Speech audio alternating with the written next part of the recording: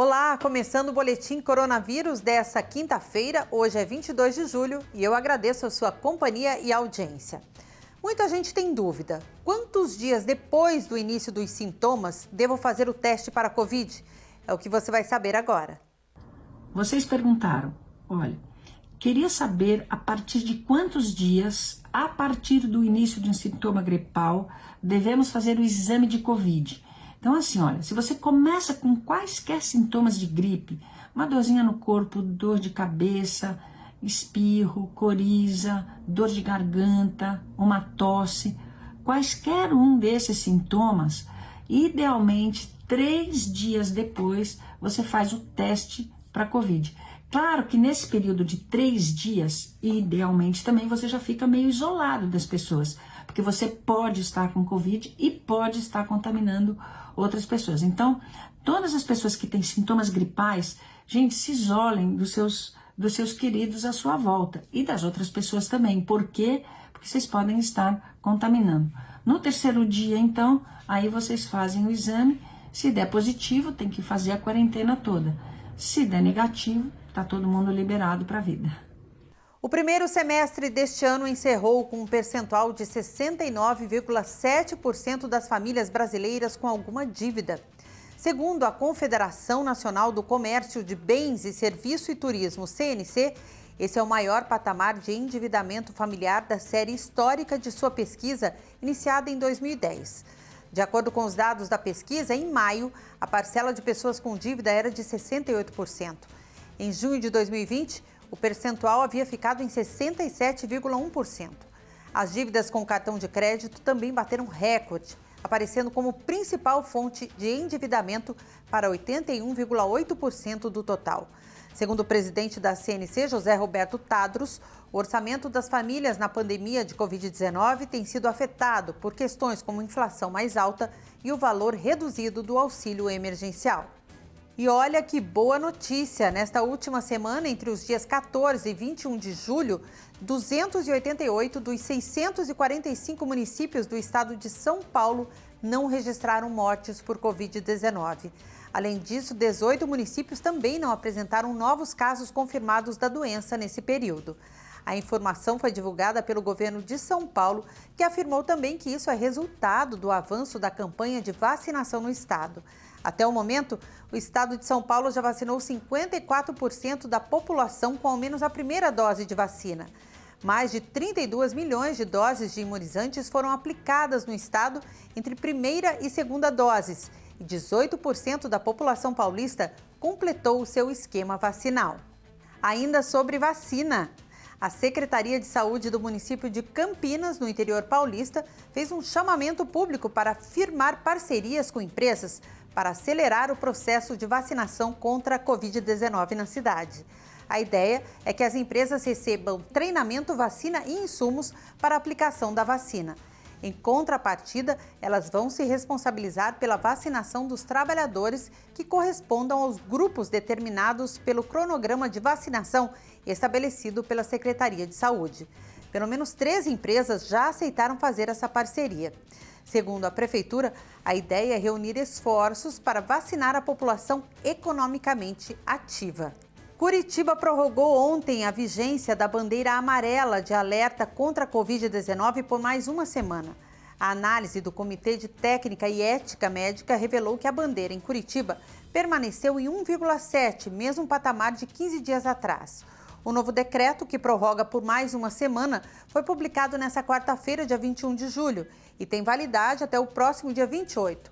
O número de casos ativos da Covid-19 na cidade estava ontem em 7.140, uma discreta queda de 2,3% em relação a 14 dias. Pelo menos 110 casos da variante Delta do coronavírus foram identificados no país, segundo o Ministério da Saúde.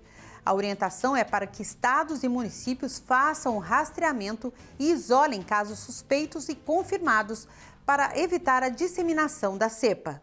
Pelo menos 110 casos de infecção pela variante Delta, cepa mais transmissível do coronavírus, foram notificados no país.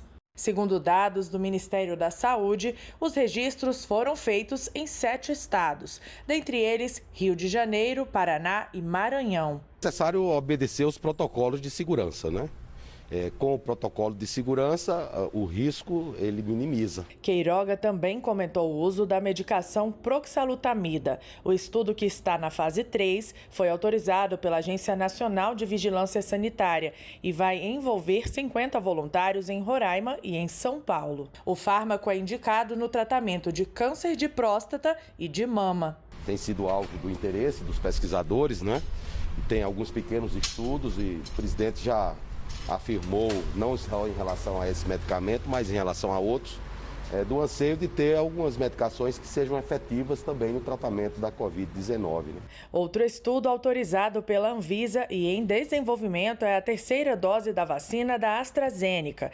A fase 3 de testes envolve 10 mil voluntários na Bahia, Rio de Janeiro, Rio Grande do Norte, Rio Grande do Sul e São Paulo. Já o Programa Nacional de Imunizações espera a chegada de mais de 6 milhões de doses da vacina Pfizer ainda nesta semana. O governo federal anunciou mais recursos para a saúde para ajudar na recuperação de pessoas com sequelas da Covid-19. É importante salientar que vivemos um ambiente pandêmico, né, onde o principal problema de saúde pública são as complicações agudas da Covid-19, notadamente naqueles pacientes com síndromes respiratórias agudas graves. Mas nós temos que enfrentar as complicações agudas das doenças prevalentes, como é o caso do infarto, como é o caso do AVC, e os problemas crônicos das doenças prevalentes, a exemplo da hipertensão arterial, do diabetes, problemas oncológicos, e esses problemas crônicos, eles são enfrentados nas unidades básicas de saúde. 99,3% das escolas brasileiras suspenderam as atividades presenciais no ano passado por causa da Covid-19. É o que revela um levantamento do INEP, do Instituto Nacional de Estudos e Pesquisas Educacionais Anísio Teixeira, sobre as consequências da pandemia no ensino. Os dados também confirmam que a falta de acesso à internet e a dispositivos eletrônicos foram barreiras encontradas por alunos da rede pública na tentativa de seguir à distância o cronograma escolar. Foram, em média, 279 dias de escolas com portas fechadas no ano passado aqui no Brasil. Bem mais que em países vizinhos, como Chile e Argentina, onde as aulas estiveram suspensas por cerca de 199 dias. Enquanto 70% das escolas particulares seguiram o cronograma de ensino, metade das escolas públicas conseguiu manter o calendário proposto pelo MEC. A falta de estrutura é uma das causas para o atraso. A Yasmin está no 2º ano do ensino médio numa instituição pública em Samambaia, no DF. Ela conta que muitos colegas até hoje não possuem dispositivos eletrônicos para aula online, nem acesso à internet. Estão tendo aulas via Google Meet e estão deixando até uns vídeos gravados que eles fizeram para explicar para a gente. Vale lembrar que os municípios cuidam prioritariamente do ensino infantil e fundamental, e os estados cuidam do fundamental e do médio. Ao governo federal cabe manter a rede federal, como as universidades, e repassar dinheiro para municípios e estados cuidarem da educação básica. E o levantamento aponta que o ensino híbrido caminha a passos lentos na rede pública. Enquanto 21,9% das escolas particulares tiveram êxito na mistura de aulas presenciais com aulas remotas, apenas 4% das escolas públicas conseguiram implementar essa recomendação do Conselho Nacional de Educação.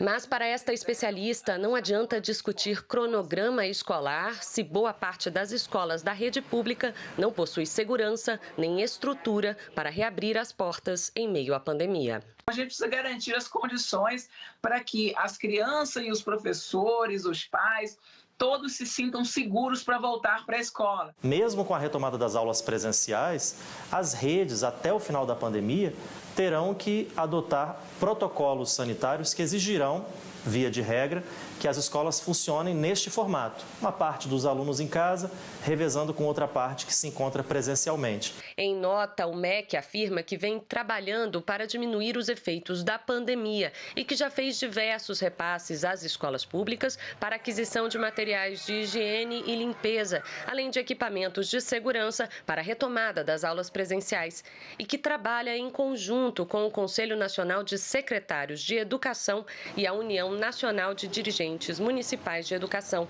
para o retorno das atividades no âmbito escolar. Este foi o Boletim Coronavírus dessa quinta-feira. Você continua com a nossa programação. Até a próxima.